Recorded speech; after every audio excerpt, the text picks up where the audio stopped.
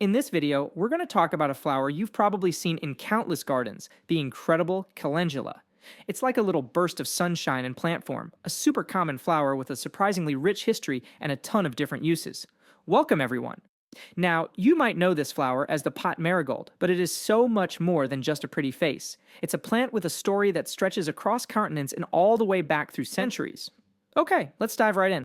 So, here's what we've got lined up. We'll start with the basics of the flower itself, then we'll track its journey from its original home to gardens all over the world.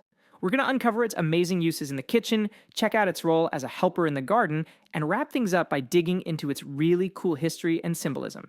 First up, the sun in a flower.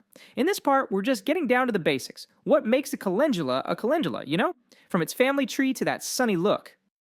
Okay, so what exactly is a calendula? Well, it's part of the Asteraceae family, which is this huge group of plants that includes daisies and sunflowers, and you can totally see the family resemblance, right? It often gets called a pot marigold, but just so you know, it's actually different from the common French marigold. And, depending on the climate, it can be an annual, living just 1 year, or a perennial that comes back year after year. And visually, calendula is a real showstopper.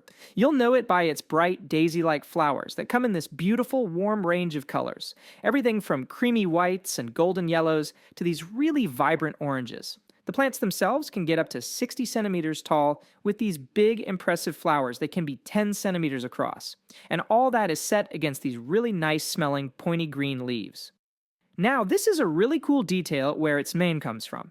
Calendula is from the Latin word calende, which means little calendar. And why? Because this flower is like a little clock.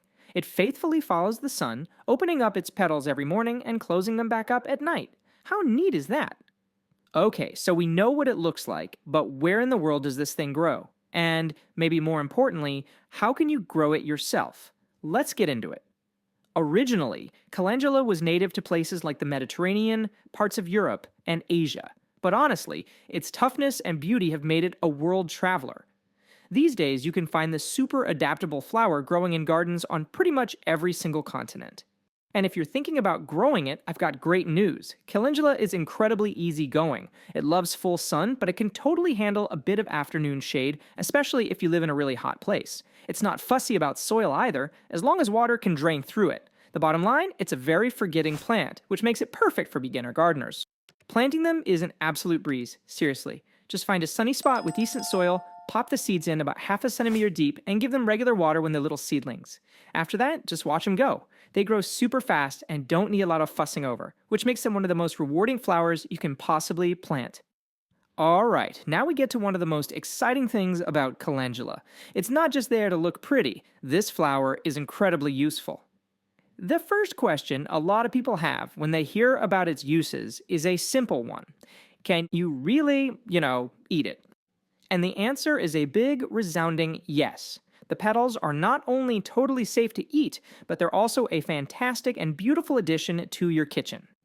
And the ways you can use them are so varied. You can toss fresh petals into a salad for a great pop of color and a kind of peppery flavor. If you dry them, they're sometimes called poor man's saffron because they give food a beautiful golden color.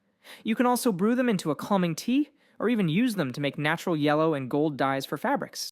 And the best part, harvesting is super easy. You just pick the flowers. And here's the pro tip. The more flowers you pick, the more the plant is encouraged to produce new ones.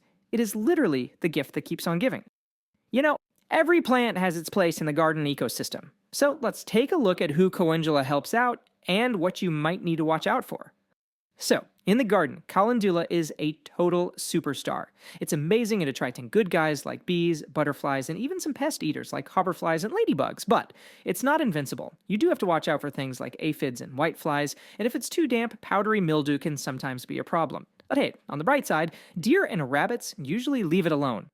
So we've covered how it grows and how to use it, but the story of calendula goes so much deeper.